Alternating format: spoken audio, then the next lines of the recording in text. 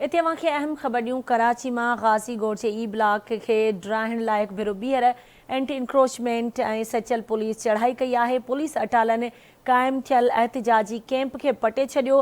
ॻोठाणनि मथां शेलिंग ऐं फायरिंग कई वई आहे।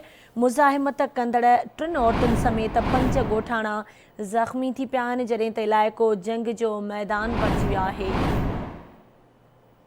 अवांखे अपडेट कयूं पिया। कराची मां अहम ख़बर आहे। गाज़ी ॻोठ जे ई ब्लॉक ड्राइण ख़िलाफ़ हिकु भेरो ॿीहर इंक्रोचमेंट ऐं सचल पुलिस चढ़ाई कई आहे।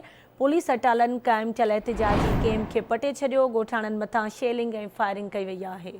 तफ़सील मालूम कंदासीं कराची मां आवाज़ न्यूज़ जे रिपोर्टर आमिर सुप्रो खां। आमिर, छा तफ़सील आहिनि, आगाह कजो। जी बिल्कुल गज़ाला, ई गाज़ी ॻोठ ई ब्लॉक में असां मौजूद आहियूं।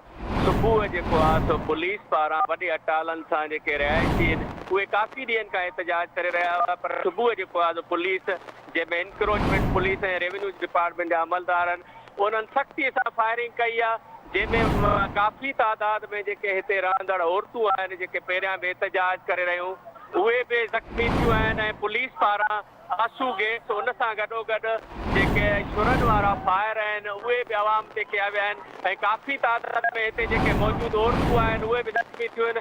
उन्हनि खे बि पुलिस जेको आहे सो जेके एम्बुलेंस जे ज़रिए जेको आहे हॉस्पिटल मुंतक़िल कयो आहे ऐं कुझु नौजवान आहिनि उहे बि छुरनि लॻण सबबि ज़ख़्मी थिया आहिनि, जिन खे जेको आहे हॉस्पिटल मुंतक़िल कयो आहे।